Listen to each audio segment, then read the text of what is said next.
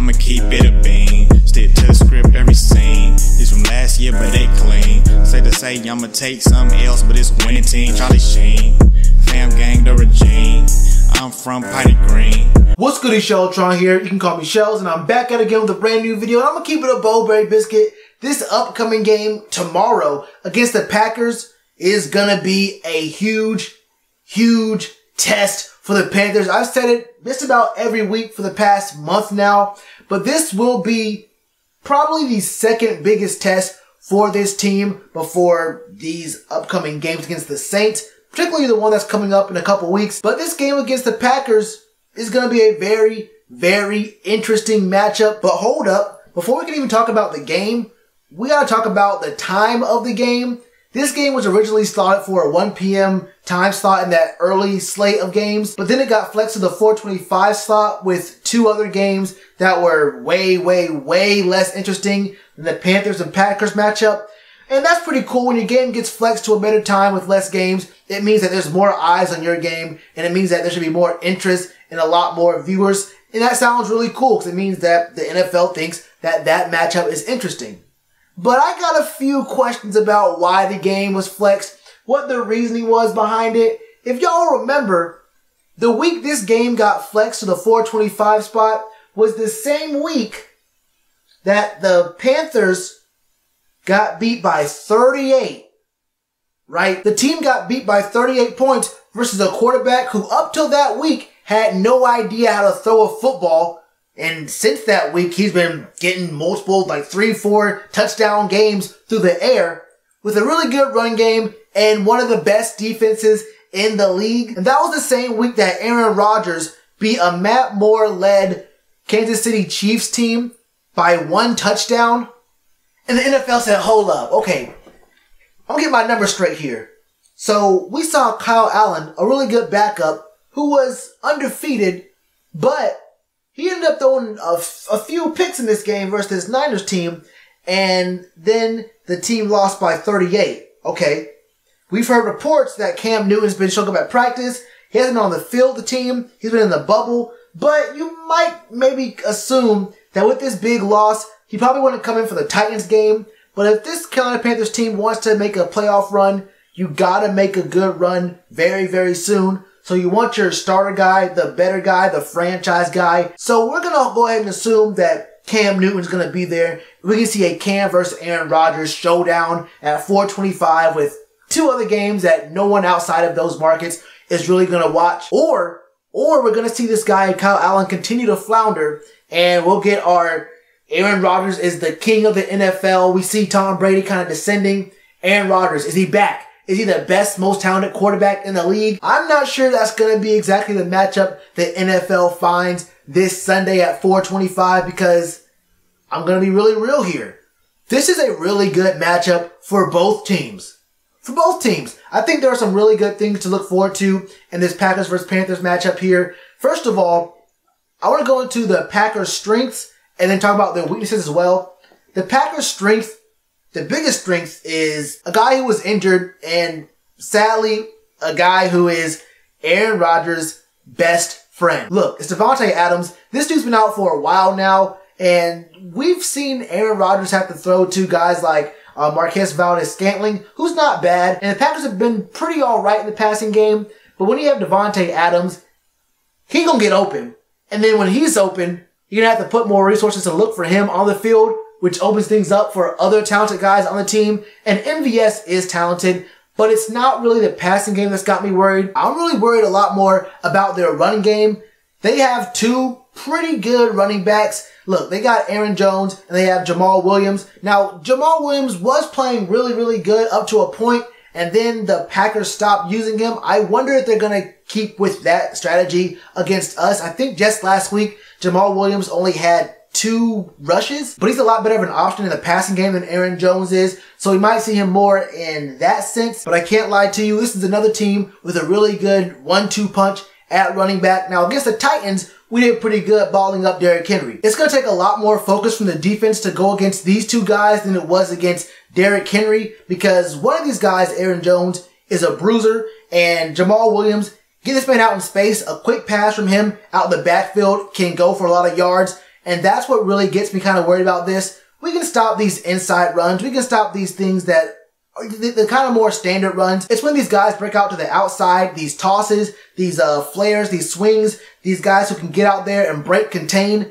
That's when running backs do the most damage against us. Now, I gotta be real here. There are some, and not just some, several times where runs up the middle get met with arm tackles that get broken, guys diving at ankles and just getting stepped over, guys trying to, I guess, lower their shoulder and not wrap up. And running backs either just bounce off those or they drag them up for another 2-3 yards, taking a first down. But the real issue is when these guys break outside. And Jamal Williams will be a very strong target for that quick pass if the pocket collapses. And that leads me right into the Packers' weaknesses. This O-line is garbage, okay? This Packers O-line is actually really bad, and it might not look that way to you if you only look at the numbers, because over the first 9 games for the Packers, they've played 9 games, we played 8. They've only allowed 20 sacks, but if you go through their schedule, they haven't really played against any teams who are real, threats to get to the quarterback. They played Chicago, they played Minnesota, they played the Broncos, the Eagles, they played Dallas, they played the Lions, the Raiders, who are, they're all right. They played the Chiefs and the Chargers.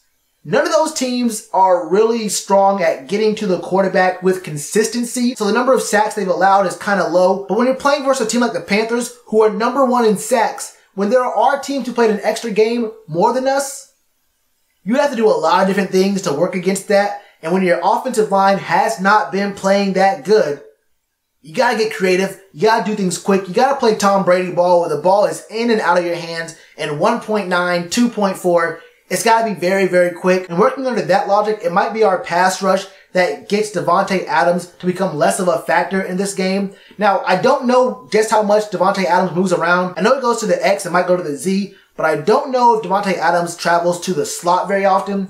Now look, I don't mind James Bradbury following this man Davante Adams around, but I don't know how much I like the idea of James Bradbury covering up receivers in the slot.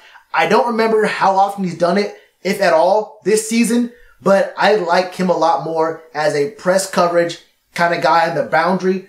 I'm not 100% sure if I really want to see James Bradbury cover guys out the slot. Now, if he has, he's done that really good over the past couple of years, or even just during this season, then let me know. I haven't really been looking that heavy for it. I don't think we've played that many guys who need, that kind of coverage. We played some, but I wasn't really looking too hard to see if Bradbury was going to the slot. I have seen him on the left and the right side sometimes, but never on the inside.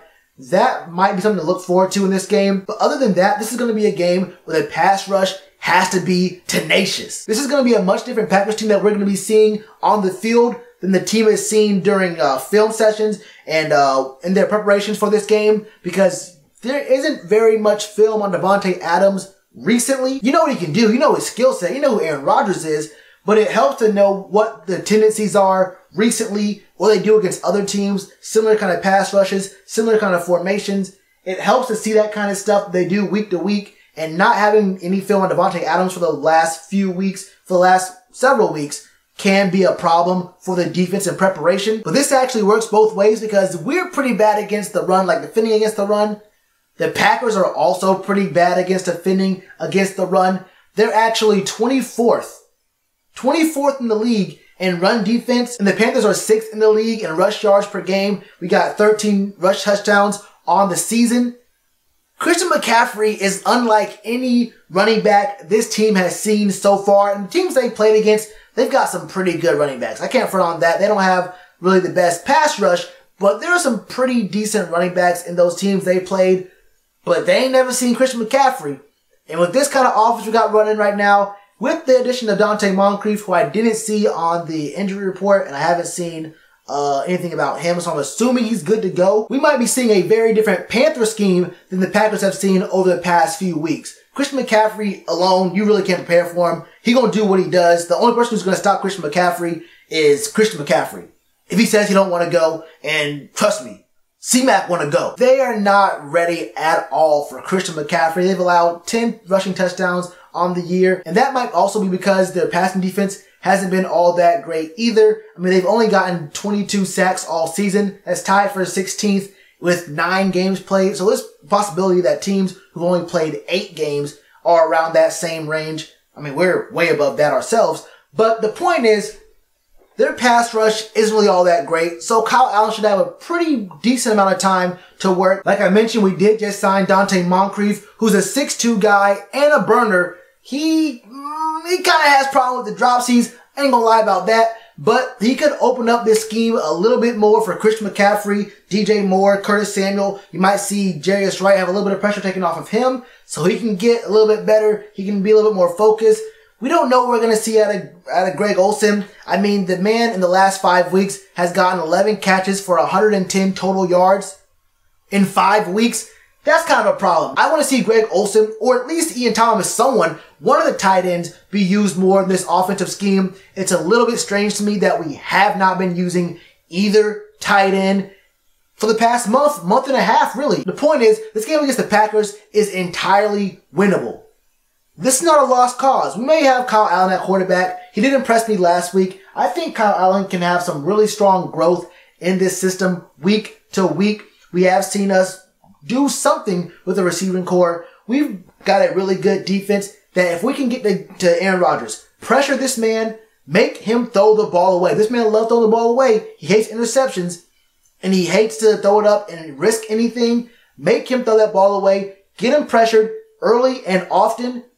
And you can win this game earlier in the game, make them turn into a running team, and then stop the run.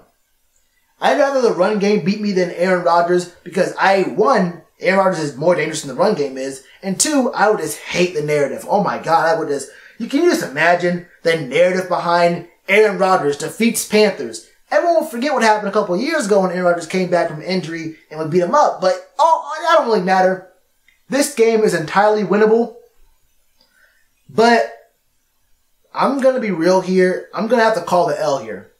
I think their run game might be a little strong. And with Davante Adams coming back, look, man, you know how I feel about James Bradbury. I was one of the few people who thought James Bradbury was a top-of-the-line kind of cornerback who deserved money before the season started. I have videos from the summer talking about paying this man James Bradbury. But I think Davante Adams is a whole different thing. And then you have MVS running open.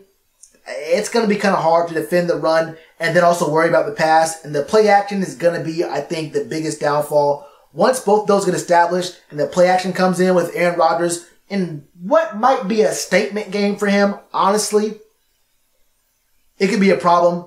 I got to say, this might go high scoring. Not too high scoring. I'd probably call this one